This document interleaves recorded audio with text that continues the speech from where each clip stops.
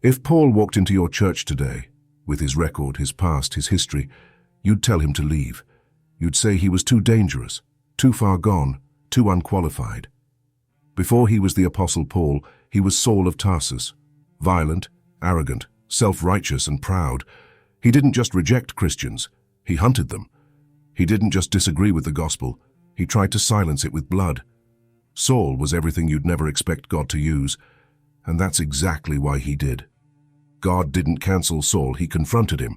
He crushed his pride, then called his name. Before grace transformed him, Saul was a murderer, not out of greed, not out of hatred, but out of religion.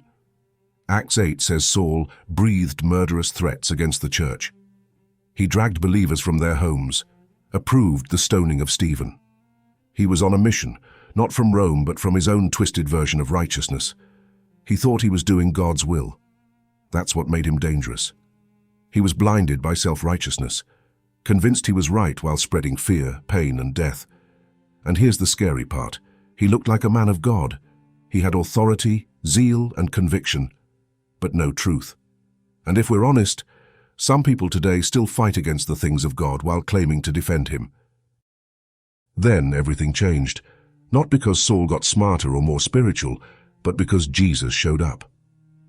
On the road to Damascus, Saul was confronted by a blinding light, knocked to the ground, and called out by name. "Saul, Saul, why are you persecuting me?"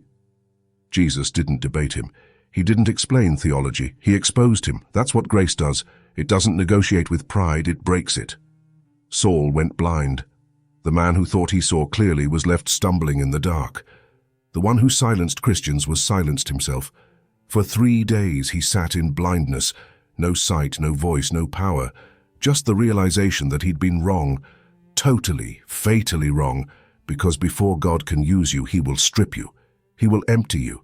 He will humble you so that the only thing left is him. When Saul finally got up, he wasn't the same. He didn't just believe in Jesus, he belonged to him. The persecutor became the preacher, the killer became the messenger, and the man who once destroyed the church became its boldest defender. But don't get it twisted, Paul's life didn't get easier. It got harder.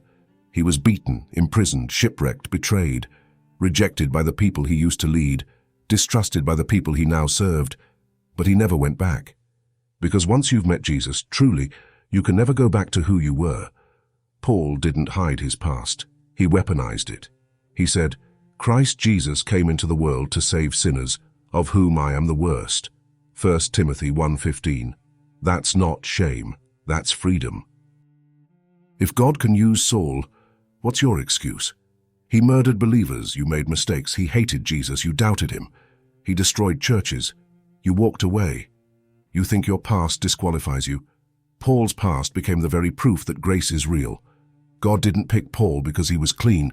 He picked him because when grace collides with the worst, it becomes undeniable. Maybe you're not too far gone. Maybe you're just too proud to believe God could still use you. God doesn't need your clean record. He needs your surrender. And when he gets it, the same voice that once cursed his name will become a weapon in his hands. If God can use Paul, he can use me.